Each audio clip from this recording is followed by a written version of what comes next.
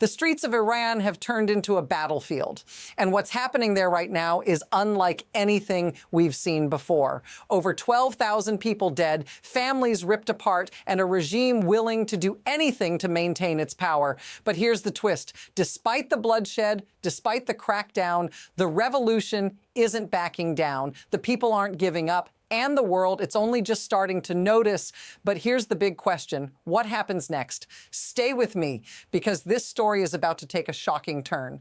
This isn't just a protest. It's the beginning of something much bigger. What's happening in Iran right now? It's a revolution. But here's the thing. This isn't some isolated uprising. It's part of a global pattern we're seeing. Oppressed people fighting back, risking everything. And the question we need to ask, what is the world really willing to do about it? The Iranian regime thought they could silence it, cut the internet, send in death squads, and hope the world would look the other way. But the revolution is louder than ever, and it's not stopping anytime soon. You might be thinking, can this really get worse? Well, it's not just bad, it's catastrophic. According to reports from inside Iran, over 12,000 people have been killed, and that number is just the beginning. In just 2 nights, the violence reached a new level. Doctors, risking their lives to speak out, say that the injuries shifted from rubber bullets to military-grade weapons. The hospitals were overwhelmed. People were coming in with wounds you'd expect to see on a battlefield, not in the streets of a city. But here's what nobody is talking about. The regime knows this isn't just a protest. They're using military force to suppress an entire population, and it's all on purpose. Now, things are escalating fast. This isn't just another crackdown, it's a full-blown war against the people. Think about this. It's already worse than Tiananmen Square. In 1989, we saw brutal force used on unarmed protesters. But this, the Iranian government has sent out death squads targeting anyone in sight with orders to shoot on sight.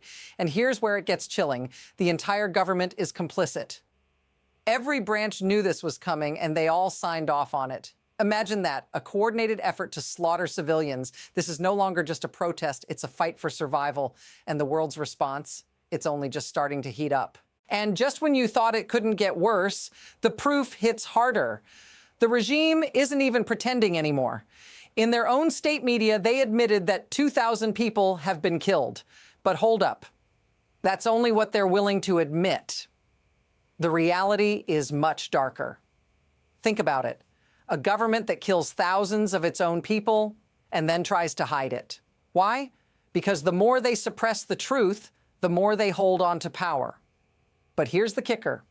The orders for this massacre came straight from the top. Hamas himself gave the order, and now we have the documents to prove it. When the history books are written, this will go down as one of the most brutal crackdowns in modern history. Now, here's where it starts to feel like the walls are closing in. One crackdown wasn't enough. The regime doubled down, sending in elite military units, the IRGC, the Revolutionary Guard Corps, along with paramilitary forces to hunt down the protesters.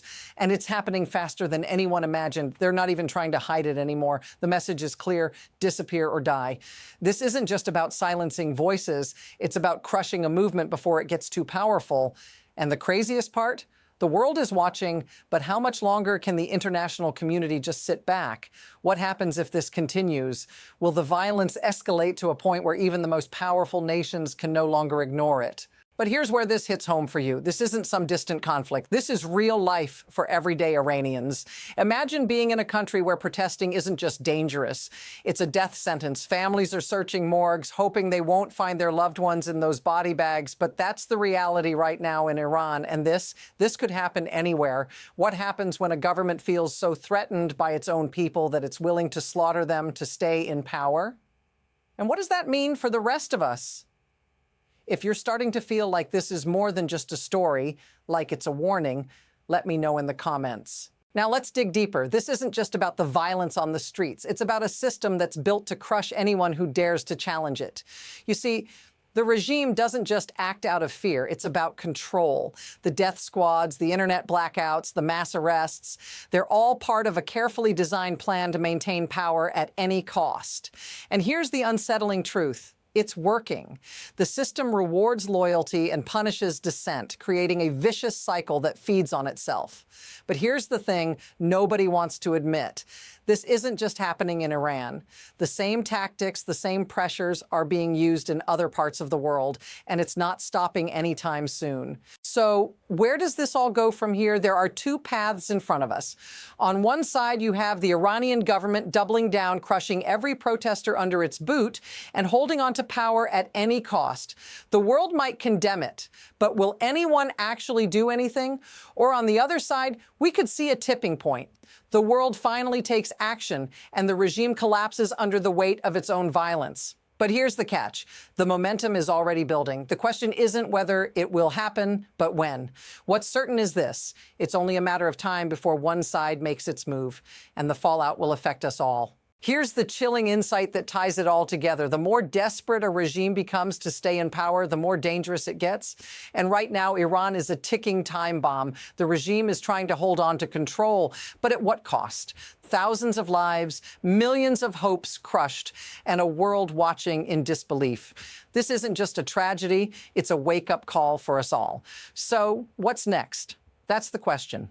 If you want to keep getting the full story, the real truth behind the headlines, make sure you subscribe for continued analysis. The next move is already in motion, and we'll be here to track it.